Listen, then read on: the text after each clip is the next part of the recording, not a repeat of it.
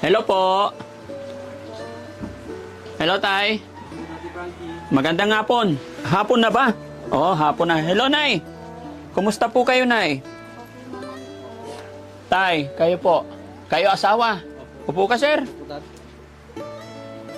Siya naman, anak. Ilan po anak nyo? Apat po. Asaan yung mga anak nyo? Nandiyan po sila sa labas. Panganay, ilang taon po?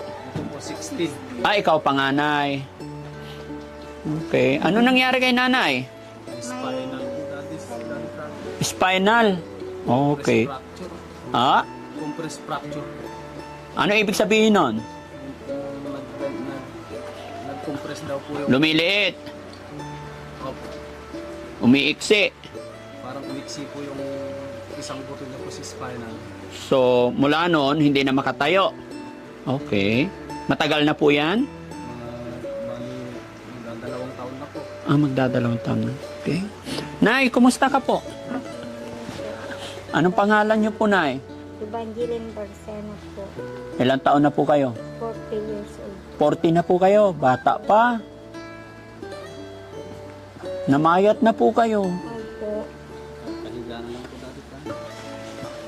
Pati pa, naging butot balat na si nanay. Opo. Bakit ganun, Nay? May bukol po ako. Tapos may bukol pa. Napa-check up na rin yung bukol na yan. Okay lang, ilan na po kami pupunta balik-balik sa kwan. Sa hospital po eh. Pinapauwi lang din po kami. Anong pakiramdam ni nanay? Ito po, masakit po. Masakit ang mga buto? Opo. Anong sabi ng doktor? Anong sakit nyo daw po? Yung compress nga po. Yung Compress. Opo. Ano bang sabi ng doktor, Nay? Wala na bang lunas yan? Gusto nga po nilang ipa-check up ko po. Kaso po, kulang po sa pera. Kaya wala po kaming dapat na pera pang gamot po. Pa-check up. Opo. So, ibig sabihin, hindi pa na-check up yan. Na-check up na din po. Kaso lang, sabi po na nila po, ang daming pinapagawa po. Kaso hindi po namin kayang ipagawa. Kasi may kamahalan din po yung MMR ba yun? MRI. MRI. Apo. Eh, wala po kami ganung perang malaki po. Ano bang trabaho ng asawa nyo? Sa bukid lang po ngayon. Mm-mm. Wala po siyang ano po. Tapos, yung mga anak nyo, nag-aaral. Nag-aaral po silang lahat po, sir. Paano na ngayon ang pag-aaral nila, Nay, kung ganyan? Yung dalawa po, sir, nagsasalitan po silang nag-absent, sir, dahil sa kung hindi po magtrabaho yung asawa ko po, sir, paano po kami kakain? Opo. Yung mga gastusin sa loob ng bahay. Mm-mm. Yan po, sir. Tapos yung, sir, pagkapos po kami sa pera na pangbili ng gamot ko, nag-chat na lang ako sa kapatid ko, humingi po ako ng pambili ng gamot ko. Opo. Tapos ito po, sir, kada 2 weeks, pinapalitan po namin yung catheter ko, sir. Ah, Binibili po namin po, sir. magkakano Kaya, yan? ano po, sir, nasa 300 po. 300 pesos isa. Opo. Every 2 weeks? Depende po, sir, kasi minsan, wala pong lumalabas na ihi. Opo. Kailangan po namin ipalitan po lahat. Diyan ka na umiihi. Opo. Kasi po, hirap po akong umihi, sir. Mm-mm. Kaya, gusto din na po nila, sir, na mapacheck up po para hindi po tuloy-tuloy yung naka-catheter lang po. Kasi 1 year na rin po mahigit, sir. Ay, 1 year ka na nagkakateter. Opo. Mahirap yun. 1 year na po. Kaya wala rin po kami sapat na pera. Opo. Kaya dito na lang po. Dito na lang po. Pag kailangan ko ng pangpalit na wala po kaming pera, chinachat ko na lang po yung kapatid ko po, sir, na magpadala. Mm. Tinutulungan din po niya ako, sir, kasi may pamilya din po sila, sir, eh. Opo. Kaya minsan, kinakapos din po sila, sir. Opo. Utang na lang po ako, sir, ganun. Nasaan ba yung kapatid mo? Nasa Buntanman, Rizal po ngayon, Nasa sir. Rizal. Opo, sir. Ilan ba kayong magkakapatid? Walo po, sir. Okay. Yan po. Kaya lang, syempre, mahirap din manghingi lagi kasi may Opo, pamilya sir. din, no? May pamilyado, sir. Lalo na't alam natin na mahirap lang din sila. Opo, sir. Kaya Kung lang- wala pong gupit, wala rin po silang kita, sir. Manggugupit. Opo, sir. Lalaki kapatid mo. Opo, sir. Paano yan? Pag halimbawa walang pambili ng catheter, anong ginagawa niyo? Ano po, sir? Utang na lang po ako sa purpose po kasi ako, sir. Opo. Utang na lang po ako para may pang gastos po ako pang catheter ko. Mm. Kasi kung di mo naman itatras pa, sir, wala rin naman magpapautang, sir, kung alam nila na wala kang trabaho. Mm. Kaya yun po, sir. So, ibig sabihin, isinasanla mo. Ano po, umuutang po ako, sir. Hindi ko sinasanla yung ATM po, sir. Bawal po yun. Oo. Ano, parang mamutang ako, sasabihin ko na mamutang ako, bayaran ko pag nag-payout. Ganun po, Mm-mm. sir. So, paano yan, Nay? Sabi mo, kailangan, sabi ng doktor, kailangan MRI, pa-check up, Opo, sir. pati yung bukol, kailangan Opo. pa biopsy para malaman, no? Para malaman. Kaya lang wala kayong nagawa kahit isa sa mga iyon. Wala po, sir. Kasi wala namang trabaho po yung asawa ko, sir. Mm-mm. So, paano yan? Nakahiga ka na lang dyan 1 taon mahigit. Opo, sir. Naka-pampers na lang po ako, sir. Pero nakakain ka pa naman. Opo, sir. Malakas naman kain. Minsan, sir, hindi, sir. Kaya nangayait na po Opo. ako, sir. Mm. Dati mataba ka pa. Medyo mataba-taba ko, sir. Kahit yung bukol, hindi talaga napacheck up. Napabiopsy ko to, sir. Kaso lang hindi ko po nakuha yung result dahil nung sir, magkaganito naman na ako, wala na, sir. Hindi ko na maharap. Oh, sayang, para nalaman nyo kung ano yung sakit talaga. Oo po, sir. Si tatay naman, tay. Kumusta naman ikaw? Ganito lang din po, sir. Pag wala yung mga anak ko, ako po nagmamasage dito. Kailangan po kasi maghapon magdamag na ako po nagmamasage sa kanya. Bakit? Nangangalay po itong mga paa niya, sir. Kaya kailangan pisil-pisilin. Ganyan-ganyan lang po. Hindi naman siya makakain pag hindi ginaganyan-ganyan. Ay, ganun? Opo. Continuous. Continuous po. So, ibig sabihin, 1 taon na nagmamassage din kayo. Opo, nagpapalitan po itong dalawang estudyante kung mag-absent po sila. Para maalagaan si nanay. Tapos ako naman po nasa bukid. Kaya lang, ang pinakamasakit doon, tay, yung hindi madala sa pagamutan. Nung tungkwan, sa Region 1 po, nung bago magawa 1 year, galing po kami Region 1. Oo. Ang sabi po ng doktor sa amin doon, kung kaya pa operahan daw po, mapakalan yung likod. Oo. Hinahanapan po kami ng 100K. Wala po kami perang ganon. Saan po namin kukunin yun? 100,000. Pero- Bakal pa lang daw po yun. Bakal pa lang. Hindi ba pwedeng ilapit sa Malasakit Center, government hospital? Hindi ko po kasi maharap na maghanap po ng mga ganon, sir. Hindi, pipila lang naman tayo eh. Di ba? Lalo po, hindi ko maiwan itong mga anak ko. Maliliit pa sila. Tapos, pag kami nga lang po na sa ospital, iiwan ko na lang siya. Tapos, ito pong anak kong babae, bawal lang po sa ospital. Bakit? 16 niya lang daw po. Hmm. Kaya pag nano po kami sa Region 1, kung ano kung lalakadin ko, iniiwan ko siya, mag-isa niya lang. Asawa nyo. Opo. Pero dapat nung nandoon na kayo sa Region 1, dapat tuloy-tuloy na yun, no? Opo. Sana- Dapat sinubukan mo lumapit kay congressman, kay Gob, kay Mayor.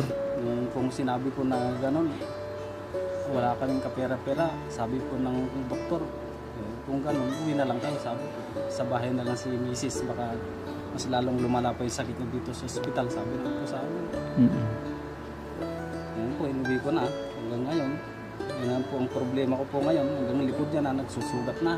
Opo. Oo. Kaya na lang. Pag nakahiga na lang diretsyo. Kaya sana nung nandun sa ospital, talagang nilakad, magsulisit tayo. Pag mga ganyan nagsulisit dapat. Kasi, Hirap nga po ng buhay ngayon. Sa hirap po ng buhay, hindi na po may kuwan. anong pangalan mo, Ining?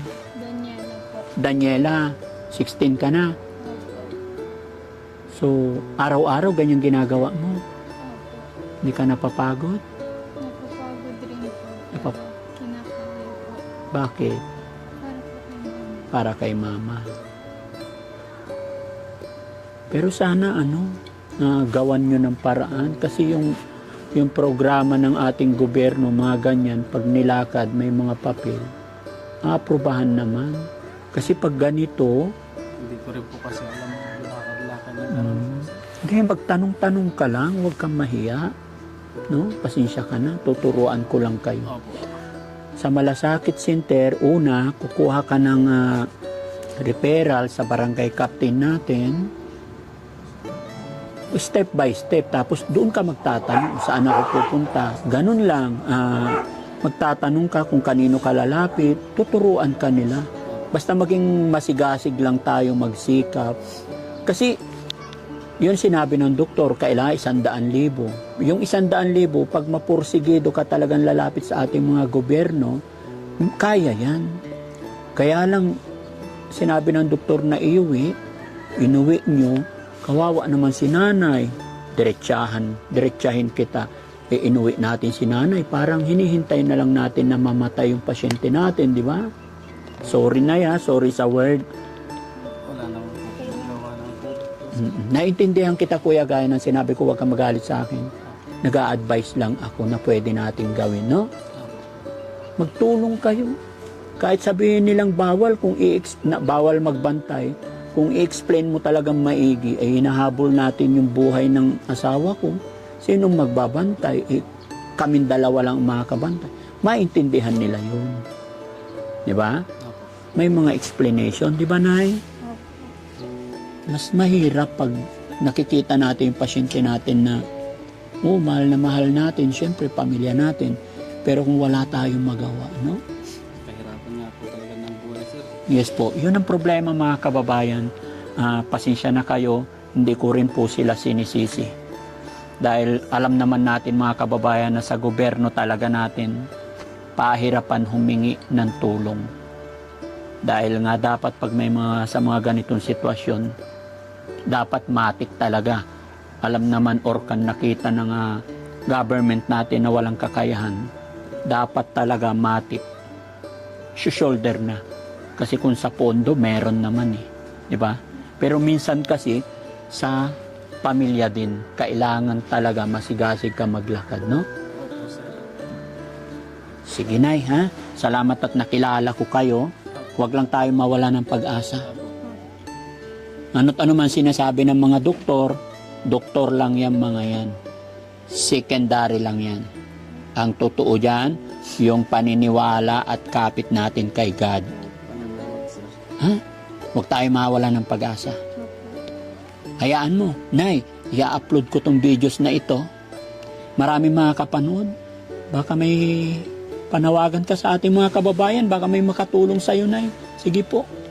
Nanawagan po na tulungan niyo po ako para mapagamot ko po ang aking sarili.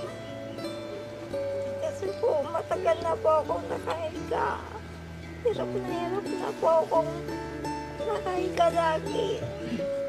Sana nga tulungan niyo po ako. Yan lang po. Salamat po. Anong pangalan ulit ni Nanay? Evangeline Barcena po. Sige, Nay, bigyan kita ng pambiling catheter, mga kababayan, kasi sabi nila, ultimong catheter, hirap na po silang bumili,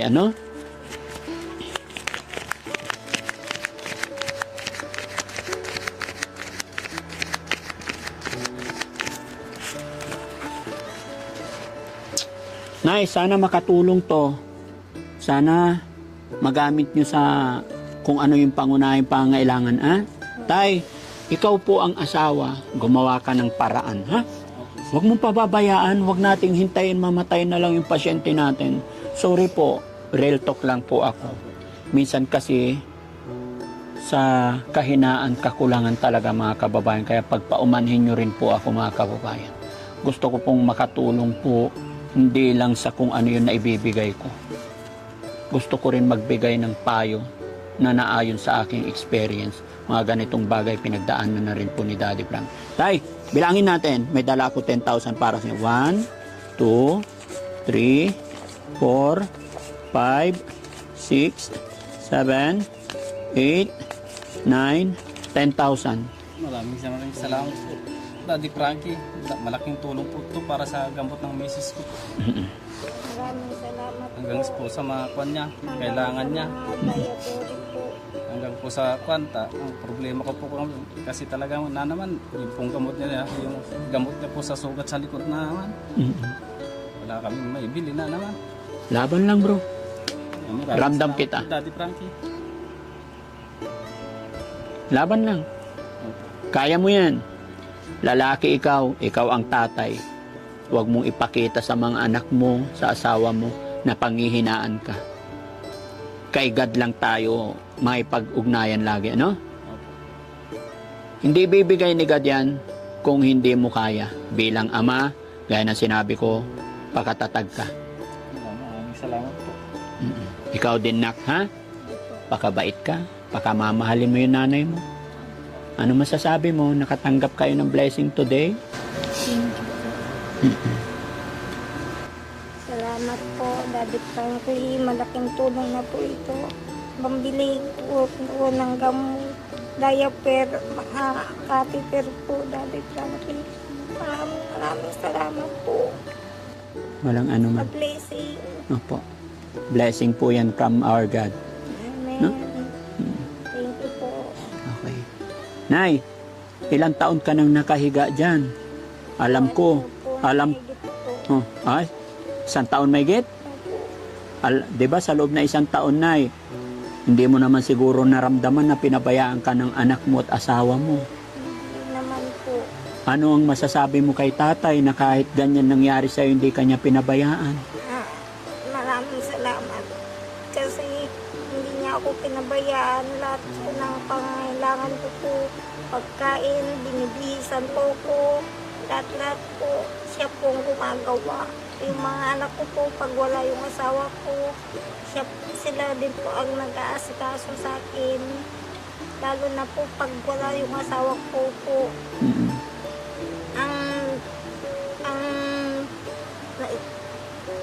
Sila po yung naghatid po sa akin na sinasamahan nila ako sa ospital para mapalitan po yung catheter ko po.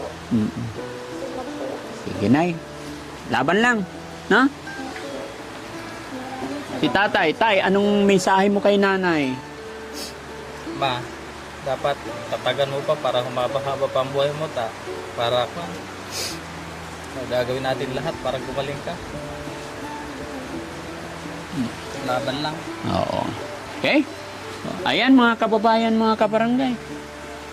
Muli po'y nakatulong tayo sa ating mga kababayan, sa ating kabayan, sa pamilyang ito na natagpuan ng Team Daddy Frankie. Gaya ng aking sinabi mga kababayan, hindi po magagawa ni Daddy Frankie po ito kung hindi po sa tulong at suporta ninyo. Kaya mga kababayan, sakali po na nagustuhan mo ang ginagawa or pagcha-charity ni Daddy Frankie, paki-share naman po at paki-heart ang mga upload videos natin. Maraming salamat. Magandang gabi po sa atin lahat. Ganon din sa ating mga kababayan OFW, mga kababayan natin na nasa ibang bansa. Magandang araw, magandang buhay po sa atin lahat. Thank you po.